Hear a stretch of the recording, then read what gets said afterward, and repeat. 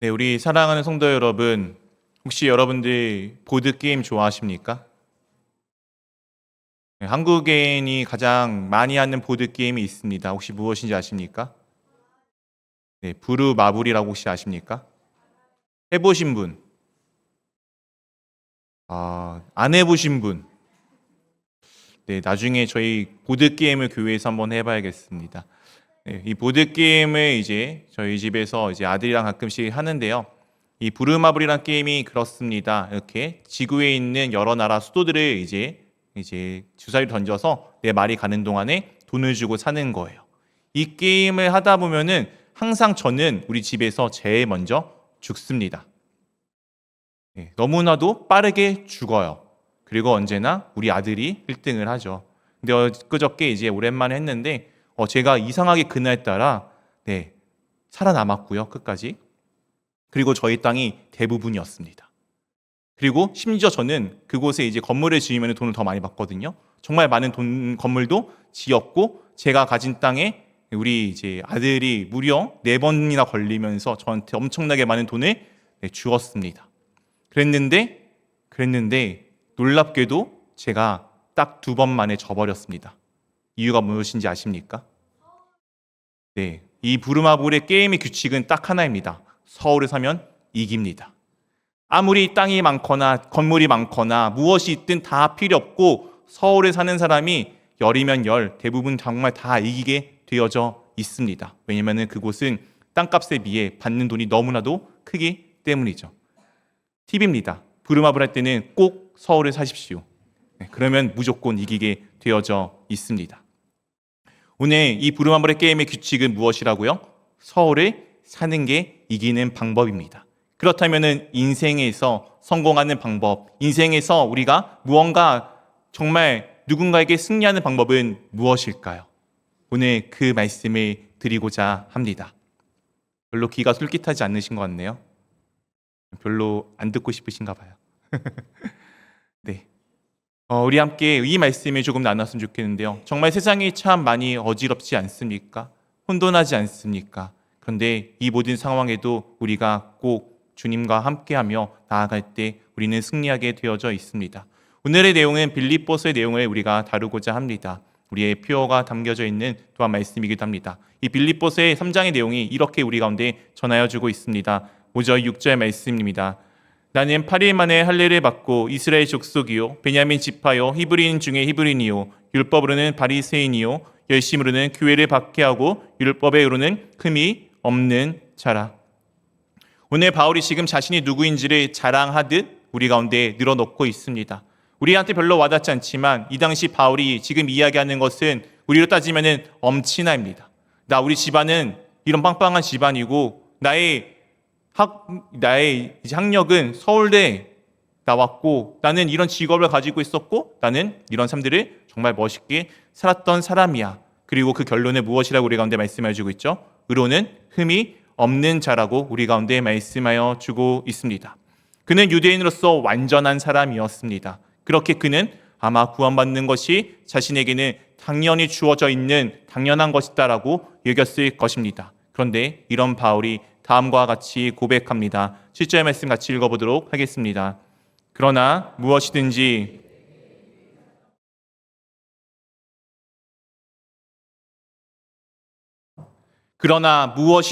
내게 유익하던 것을 앞에 그렇게 늘여놓았던 그 자랑거리들, 이 모든 유대인들이라면 부러워할 그 이야기를 지금 그 유익하던 것을 무엇이라고 여긴다고요? 다 해로, 다 나에게 안 좋은 것이라고 여긴다라고 지금 고백하고 있습니다. 그리스도를 위하여 다 해로 여긴다라고 지금 고백합니다. 그리고 나아가 다음과 같이 고백하고 있습니다. 8절, 9절 한 절씩 번갈아가면서 읽겠습니다. 또한 모든 것을 해로 여김은 내 주 그리스도 예수를 아는 지식이 가장 고상하기 때문이라. 내가 그를 위하여 모든 것을 잃어버리고 배설물로 여김은 그리스도를 얻고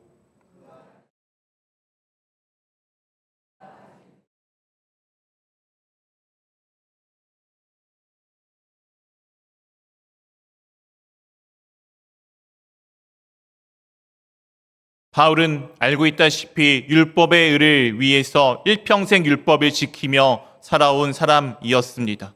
그가 이 지켜오던 모든 그 율법의 의를, 그 유익하던 모든 것을 다 해로운 것으로 여기는 이유가 바로 그것보다 더 좋은 것을 발견하였기 때문입니다. 아까 부름합을 게임을 말씀드렸습니다. 내가 아무리 좋은 땅이 있고 그 좋은 땅에 무언가 열심히 한다고 해도 가장 좋은 땅이 어디라고요? 서울입니다. 이 땅이 가장 좋은 것을 알면은 나머지 것은 다 잃어버리더라도 거기를 반드시 사수해야 되며 그것을 다 모든 것을 내어놓더라도 거기는 사야 하는 땅입니다. 오늘 바울이 마치 게임에 부름합을 깨려면서 서울을 사야 하는 것과 같이 자신의 삶에 주어졌던 모든 것이 다 아니고 진짜 가장 좋은 것, 중요한 것을 발견하자 나머지 것들이 다 해로 여기지는 것, 다 나에게 불필요한 것이라고 고백하고 있습니다. 이 가장 좋은 것은 무엇입니까?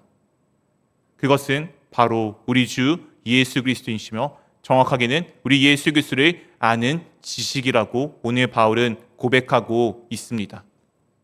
그러면은 예수 그리스도를 아는 지식이란 무엇일까요?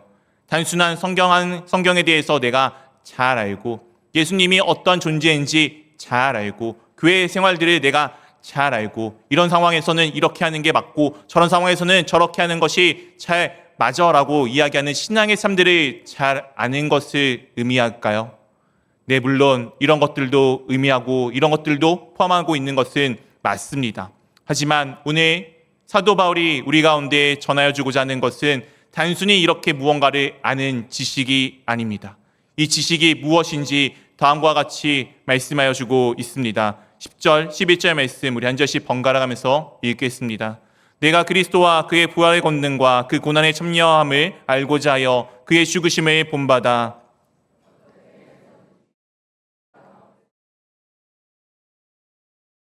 내가 그리스도와 그의 부활의 권능과 그의 고난의 참여함을 알고자 하여 무엇을 본받는다고요? 그의 죽으심을 본받습니다. 그의 죽으심을 본받아서 무엇에 이르려고 하고 있습니까? 부활에 이르려고 하고 있습니다. 즉 예수 그리스도를 아는 지식은 예수 그리스도처럼 사는 것입니다. 다시 한번 말씀드리겠습니다. 예수 그리스도를 아는 지식은 예수 그리스도처럼 사는 것입니다. 우리 사랑하는 성도 여러분들은 예수 그리스도처럼 살아가고 있으십니까? 여러분들은 예수님처럼 삶을 살아내고 계십니까? 도대체 예수님처럼 산다는 것은 무엇일까요? 그것은 오늘 바울이 이렇게 고백하여 주지 않았습니까?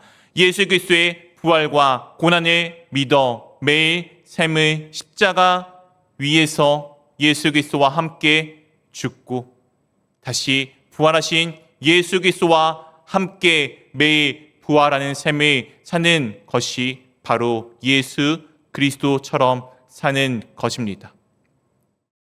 그렇다면 우리는 어떻게 이것을 이룰 수 있을까요? 다음 말씀을 통해 우리는 알 수 있습니다. 12절입니다. 내가 이미 얻었다 함도 아니요 온전히 이루었다 함도 아니라 오직 내가 그리스도 예수께 잡힌 바 된 그것을 잡으려고 달려가노라. 오늘 바울은 이렇게 고백합니다. 오직 예수 그리스도께 잡힌 바 되었다고. 예수 그리스도께 잡힌 바 되었습니다. 이 잡힌 바 되었다는 것은 신학적 용어로 하나님께서 예수님께서 우리를 구속하셨다라고 우리 가운데 표현하여 주고 있습니다. 우리를 구원하여 주셨습니다. 우리를 속량하여 주셨습니다. 그분이 우리의 죄를 대신하여 자신의 생명으로 우리의 죄값을 치루어 주셨습니다. 이것이 예수 그리스도께 잡힌 바 된 것입니다. 놀랍게도 이것은 은혜입니다. 놀랍게도 예수님께서는 우리 가운데 이 놀라운 일을 그냥 거저 주셨습니다.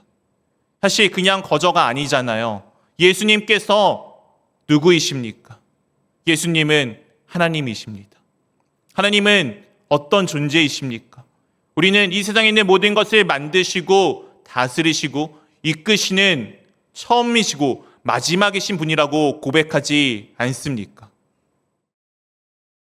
이 세상이 귀합니까? 하나님이 귀합니까? 감히 비교할 수 없는 값 아닙니까? 우리가 왜 이번에 있었던 이 비행기 참사에 대해서 안타깝게 여깁니까? 그 엄청 비싼 비행기가 망가져서입니까? 아니잖아요. 무려 170명이 넘는 그 인원들이 한순간에 잿더미가 되었기 때문 아닙니까? 공항의 일부분이 부서진 것, 항공기가 부서진 것, 엄청난 손해지만 그것이 아깝습니까? 아니, 차라리 그 중에 한 명이라도 돌아오는 것이 우리 가운데 훨씬 기쁨이 되지 않겠습니까? 우리의 생명값이 그렇게 이 세상에 있는 그 어떤 것보다도 귀한데, 심지어 이 세상에 있는 모든 것을 만드신 피조물이신 우리 하나님의 그 생명값은 무엇과 비교할 수 있겠습니까? 오늘 그 주님께서 우리를 붙드시고 우리를 온전하게 이끌어 가신다라고 지금 사도 바울은 고백하고 있습니다. 예수 그리스도께서 자신의 생명값으로 나를 구속하셨습니다. 나를 붙잡아 주셨습니다. 예수께서 우리를 잡으신 것은, 구속하신 것을 우리는 지금 무엇을 하는 것입니까? 달려간다는 것은 그것을 믿고 있다는 것입니다. 우리 사랑하는 성도 여러분, 여러분들은 어딘가 목적지를 향해 달려가 보셨습니까? 여러분들이 가장 멀리 가장 빠르게 달려간 곳은 어디였습니까? 그곳이 왜 그렇게 여러분들은 열심히 그곳을 향하여 달려갔습니까? 그곳에 내가 달려가면은 내가 원하는 그 도착지에 이를 것을 믿고 있었기 때문 아닙니까? 요즘에는 내비게이션이 발달해서 그럴 일이 없지만 우리 과거에는 그렇지 않았습니까? 길 가다가 누군가에게 어떻게 가냐고 물어보았습니다. 그 물음 가운데 인도해 주면은 어떻게 합니까? 갑니다. 그 사람이 나를 속였는지 어떻게 알아요? 근데 그냥 믿고 가는 것 아닙니까? 오늘 누군가 사람은 우리를 속일 수 있지만 우리 주 하나님은 신실하신 하나님이십니다. 거짓이 없으신 하나님이십니다. 그 하나님께서 지금 나를 붙드시고 있으심을 내가 믿기에 오늘도 예수 그리스도를 향하여서 다름질하는 것입니다. 그렇다면 우리의 다름질은 어디를 향해야 하며 어떻게 다름질해야 할까요? 13절 14절 말씀 한 절씩 번갈아가면서 읽겠습니다. 형제들아, 나는 아직 내가 잡은 줄로 여기지 아니하고 오직 한 일, 즉 뒤에 있는 것을 잊어버리고 앞에 있는 것을 잡으려고.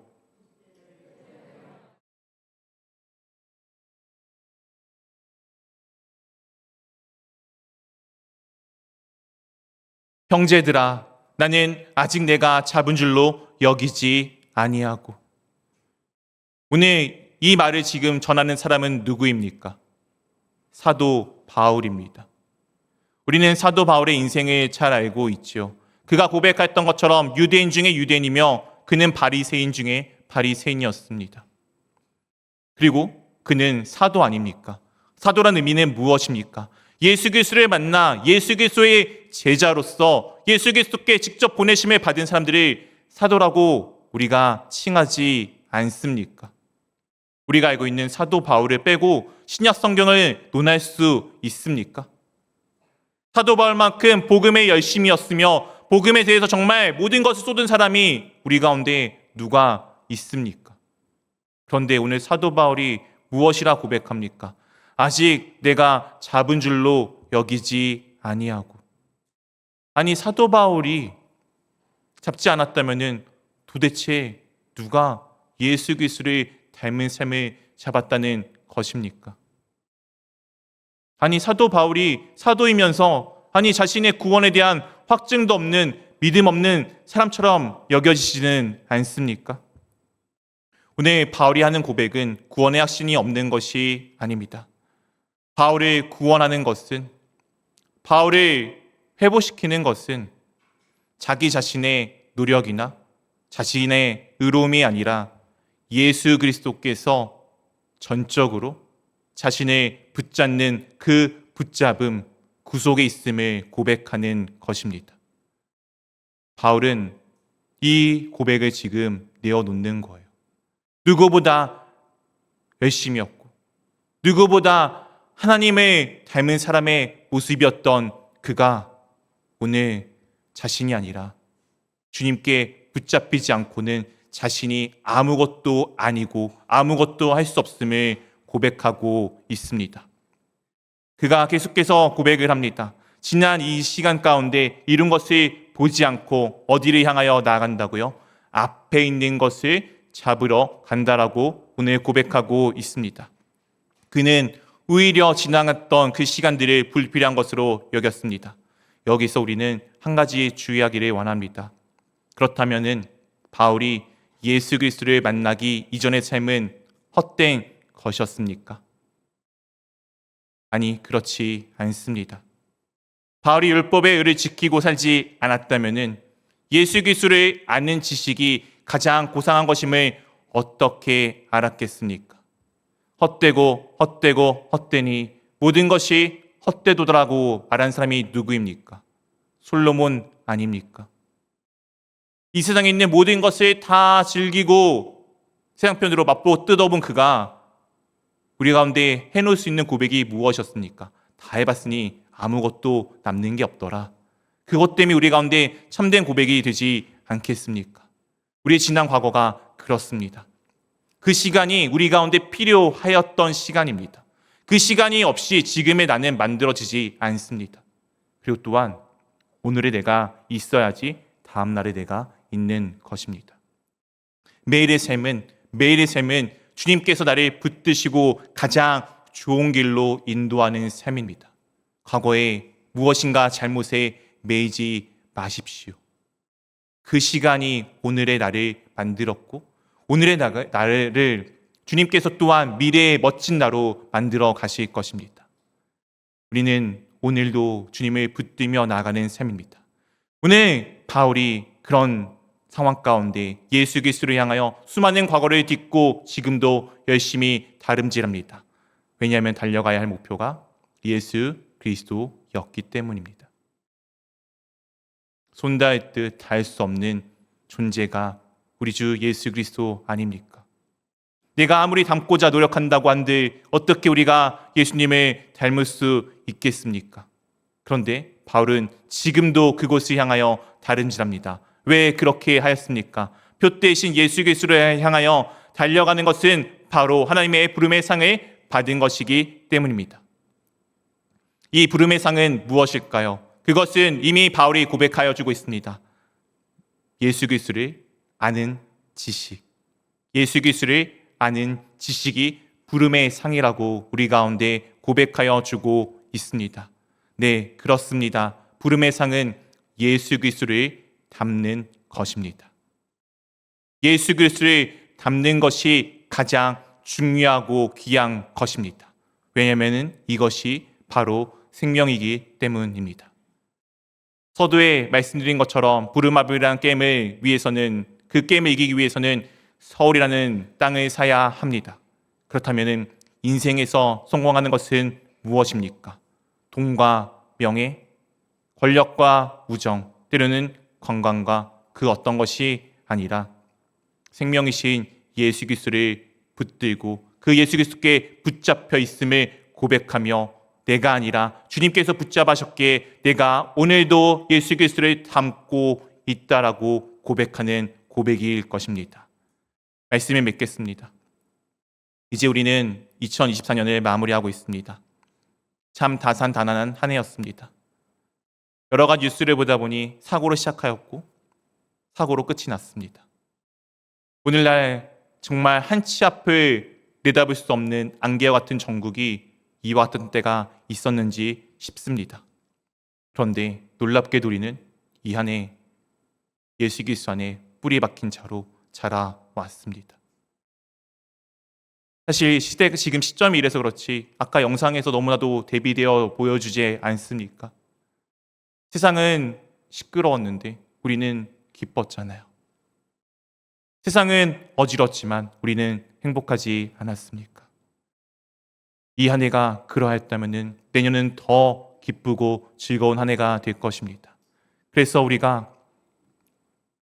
올해가 그렇게 고백되어지듯 내년에도 그리고 끝날에 이렇게 고백할 것입니다.